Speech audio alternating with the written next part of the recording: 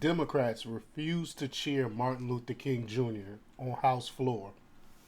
Well, they can't because they play the identity politics game where they are judging people by their color instead of the content of their character. So they can't cheer Dr. Martin Luther King because they are diametrically opposed to his views, but they can't outwardly admit that. But before we get started, go ahead and hit that like button, share this out so we can get this information out there. Subscribe if you're not already a subscriber, and hit that alarm bell so you know when I'm putting out new stuff. Also, check out my link tree in the description. It has a link to my Patreon where I talk about things I can't talk about here, and there's also a link to my Instagram and my merch store where I have I Will Not Comply t-shirts. So check those out as well.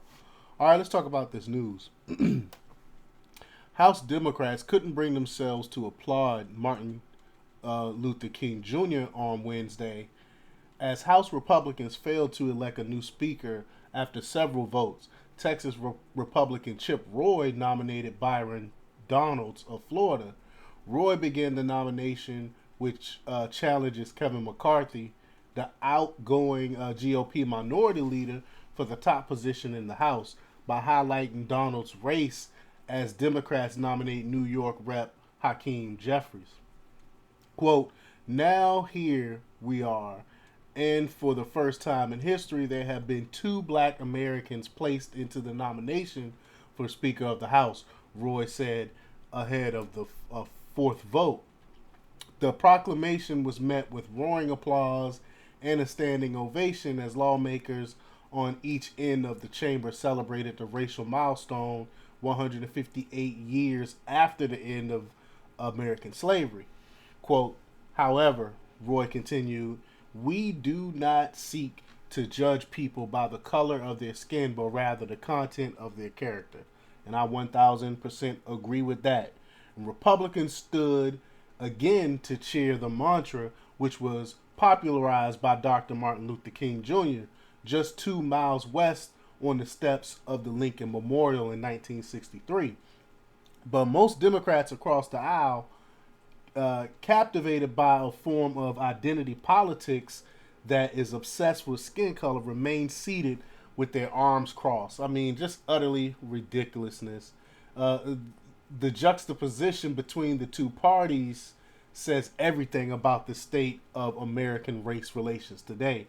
Democrats couldn't celebrate the famous line from the 20th century civil rights icon because color blindness is no virtue in the church of wokeness, the new secular religion to take over the Democratic Party. You know, this is a form of Marxism.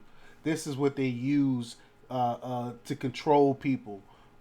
Just one example of the lens by which the Democrats see skin color entered American households in December when a pair of popular left-wing racists went on Dr. Phil to accuse white women of inherent racism. I mean, just utter nonsense. Sierra Rao and Regina Jackson Turner, who are famous for charging white women $2,500 each for a dinner at which guests are told how their white supremacists, went on the daytime program to promote their new documentary, Deconstructing Karen. And I can tell you, I will not watch that documentary because I just can't. I wouldn't put myself through that. It's a waste of time watching that nonsense. When a white woman seated next to Dr. Philip McGraw refused to capitulate to Rao and Jackson's accusation of racism, instead insisting, quote, I'm not racist, Rao cut her off. Yes, you are. Rao shouted over the alleged white oppressor. Yes, you are. You absolutely are. If you don't see race, then you don't see racism, and then you uphold racism. This is ridiculousness. This is ridiculous. So if you don't see race, then you're a racist. This is the exact opposite of what Dr. Martin Luther King used to preach. In the Paris documentary, Rao exfoliated the point further. A dinner guest named Marnie described how she sees the world indifferent to race. Quote, it doesn't faze me at all, Marnie says. When we all bleed, we bleed red. Amen to that. I'm just going to drop the bomb here.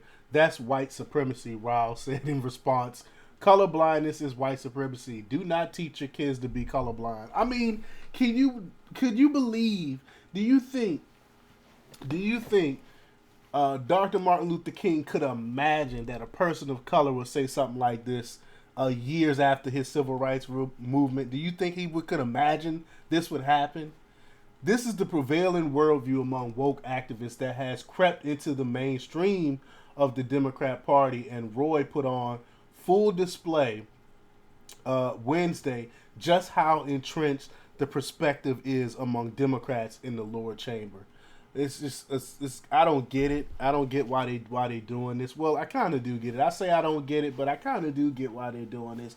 It's a way to play these victim mentality games. They want everyone to be a victim and every white person to be a supremacist. It's how they pit us against one another.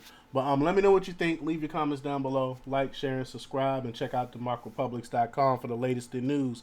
Until next time, peace.